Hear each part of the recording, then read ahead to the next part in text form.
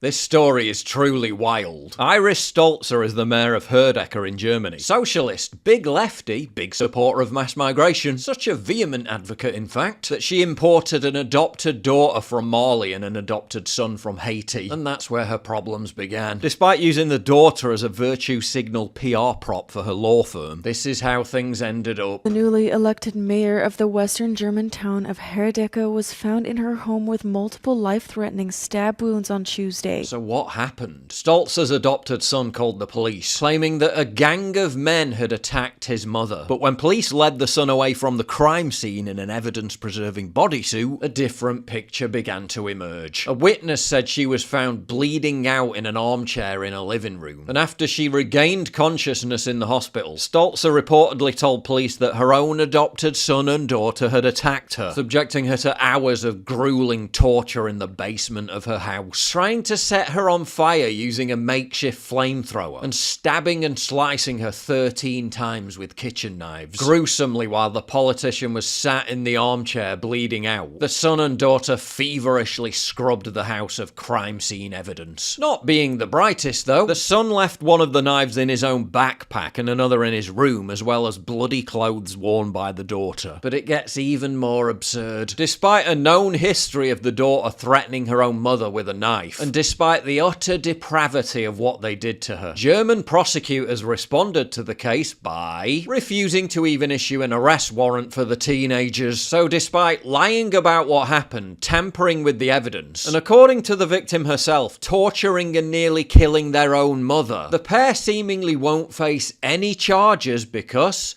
wait for it. The daughter called the police, therefore it's clear that she did not want to commit murder. Instead, they're only investigating the case as bodily harm. Sweet Jesus. What? That's right, while German citizens are being arrested or thrown in prison for edgy memes or insulting politicians online, an African migrant can literally, allegedly, torture and almost kill a politician, and to all intents and purposes, get away with it. The pair were sent to a youth welfare office instead of prison. And when asked why the two suspects were not being transferred to the father, the prosecutor remarkably said that the father had also been the victim of violence by the daughter in the past.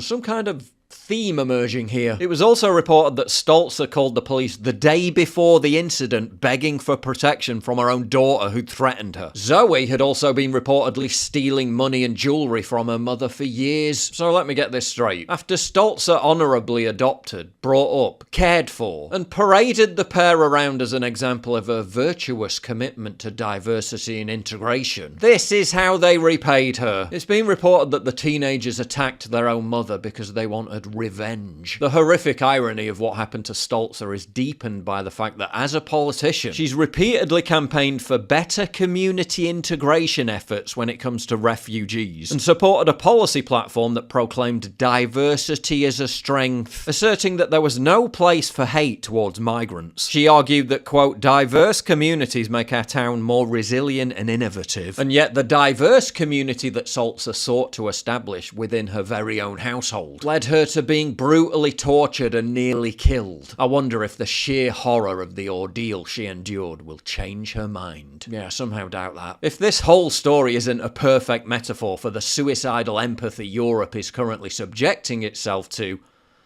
I don't know what is. You look around right now and what do you see? Uncertainty everywhere. The economy is unstable, inflation is eating away at your savings, and they tell us to just accept it. But what if there was a way to take control, to actually put that power back in your hands? That's where Minotaur Trading Systems comes in. They're not a faceless bot. They're a highly sophisticated algorithmic development team, building systems designed to harness the engine that drives the markets, to help you engineer your very own smart bots that run 24/7, analysing market movements, identifying opportunities, and executing trades with precision and discipline. Algorithms don't panic, they don't hesitate, and they don't rely on luck. And behind those systems isn't an anonymous group of developers hiding behind screens. It's a real team made up of Australians, Brits, Americans, a company who is ready to meet you, talk to you one-on-one, and stand behind what they've built. Here's the part most people don't believe. You never hand over your money. Minotaur's trading system doesn't doesn't pool funds, it doesn't lock you in. It runs directly inside your own exchange under your control 24/7. That means you keep full custody at all times. You keep 100% of the upside and you decide when to add or withdraw. With Minotaur, you're not hoping for luck. You're not chasing trends. You're using automation that works for you, leaving the emotional guesswork and mistakes behind. So if you're serious about generating income in a predictable, disciplined way, scan the QR code on screen or click the link in the description to watch a video and hear from real clients using the system. It's working 24/7. It ain't like the stock market where it shuts down after a certain time of the day.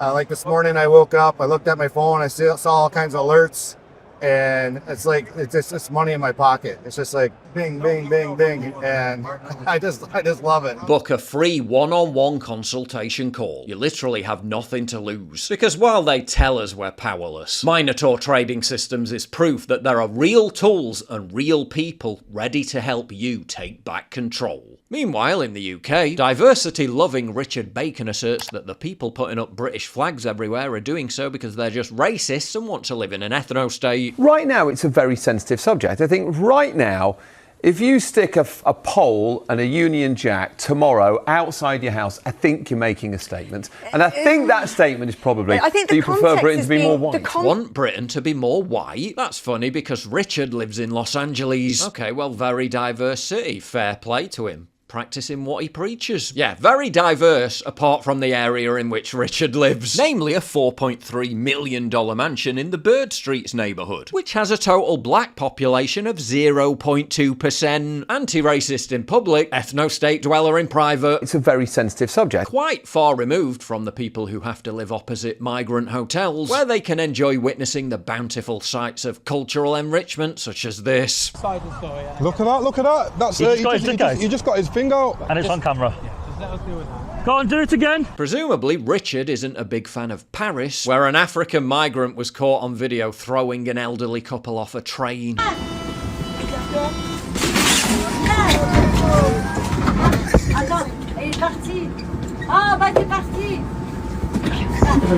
S'il vous plaît. Merci de vous intéresser à ce train. Et de vérifier qu'aucun objet ne s'oppose à leur fermeture.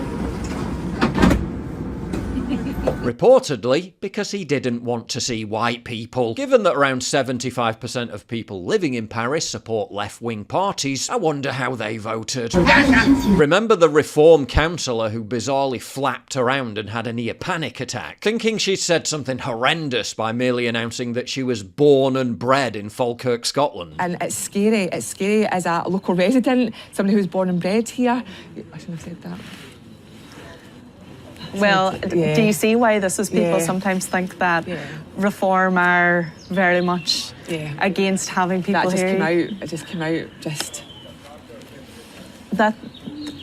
That's unfortunate for you, I guess, but ultimately, do you see why people who aren't from here, who have maybe made their home here, are annoyed when they hear an elected official say that people are born and bred here? Yeah, now she's being investigated by the police for hate crimes. Literally for saying born and bred, because the phrase could be insulting to asylum seekers by implying their lesser legitimacy. I guess Police Scotland are going to have to arrest Nicola Sturgeon and Humza Yousef too. A head teacher at a primary school is being threatened with dismissal and accused of being a safeguarding threat to children. Why? Because he supports Reform UK. But wait, 17 million Brits support Reform UK. What you gonna do, get nearly a third of the country sacked because they support the nation's most popular political party? In another school, kids are being brainwashed that being fat is good and evil white men are to blame for suggesting otherwise. While on normie reality TV show Big Brother, the social engineering has reached levels scarier than George Orwell's worst nightmare. Contestant George was kicked out for saying stuff like this. I think we need to restore British identity.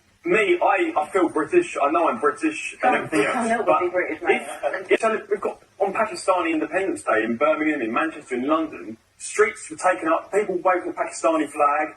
That's not Britain. We don't even share language. I think it's Whitechapel Station where the sign is now not just in English, but Hindi and Bengali. This country is, I feel, is getting less and less British. This is England. It's degrading national identity in this country, thus dividing us more. Big Brother cannot permit you to use language in a manner which is likely to be considered offensive by housemates or the viewing public. You have persisted in using offensive language, and as a result, Big Brother has no choice other than to remove you from the house. It's literally a televised show trial to indoctrinate normies into believing these are extremist opinions when they're shared by the majority of the British public. If you value what I do and you want to help support me, please visit pauljosephwatson.locals.com and either pledge a one-time donation or subscribe to join my community, get early access videos, and message me directly. And exclusive live streams coming soon too. Promise. Check out the Locals link down in the description. And don't forget to take a look at the brand new website modernity.news. That's where you'll find all my content, including exclusive articles. That's modernity.news.